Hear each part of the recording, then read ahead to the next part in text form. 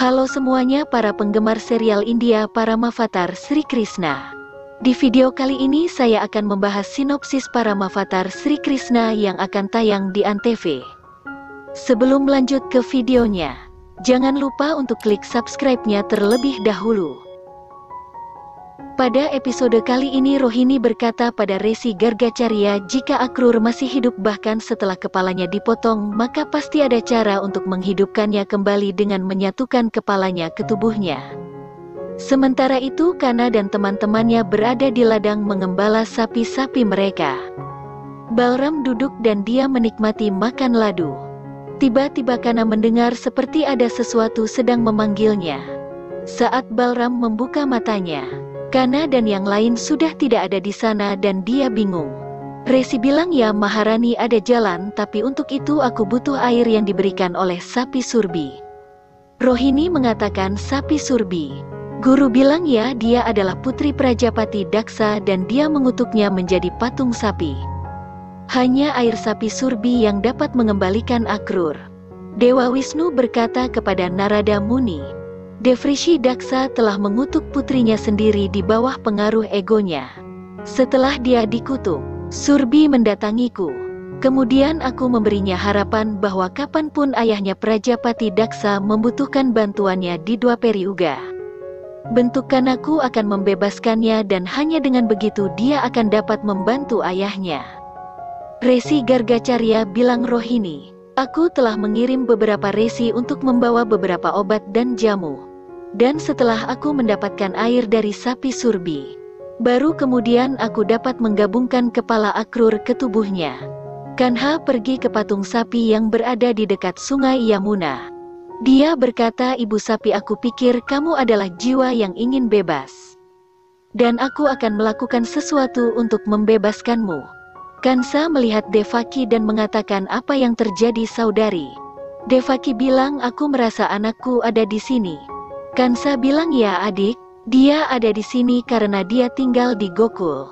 Devaki turun dari kereta karena cinta ibumu akan membawaku ke putramu. Devaki kemudian turun. Basudewa marah dan berkata Kansa berhenti. Dia turun dan berkata jangan bawa dia. Dia bahkan tidak tahu di mana dan siapa putranya dan tinggal. Kansa mengatakan Basudewa, dia adalah Devaki tapi hari ini dia bukan istrimu.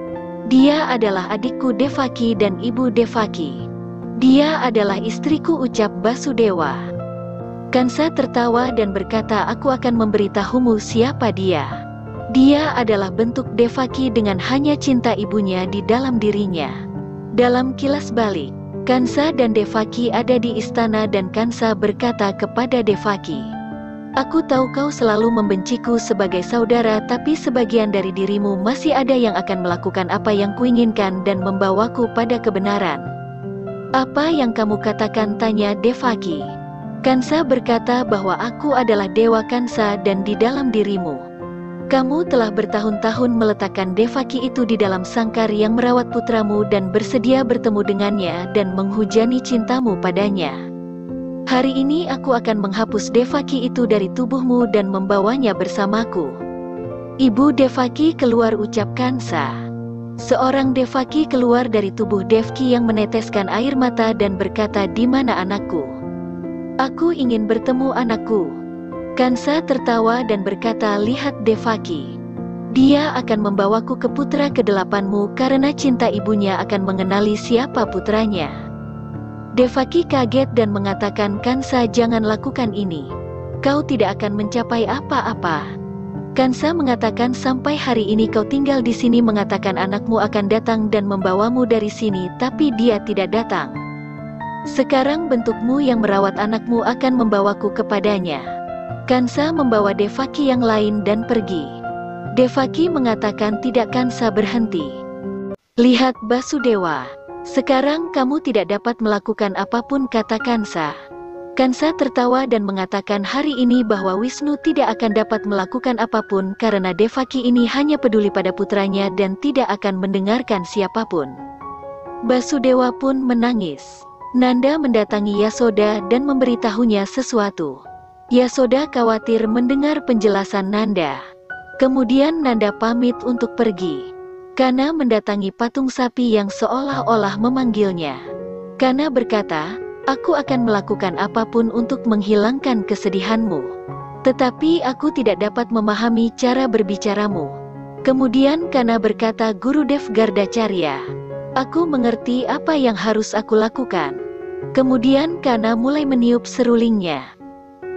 Saat sedang memainkan serulingnya, semua hewan terpesona dan mendekatinya. Dewa Wisnu dan para dewa pun tersenyum bahagia. Perlahan-lahan patung sapi itu berubah menjadi seekor wujud sapi yang nyata. Kana berkata, ibu sapi telah bebas dari masalahnya.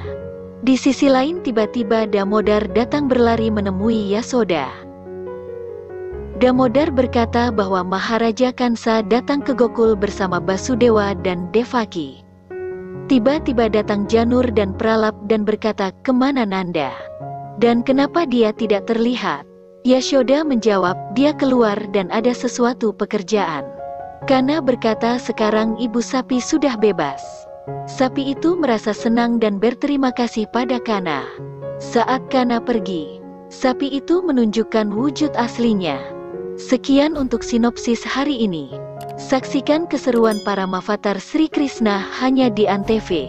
Sampai jumpa di video selanjutnya.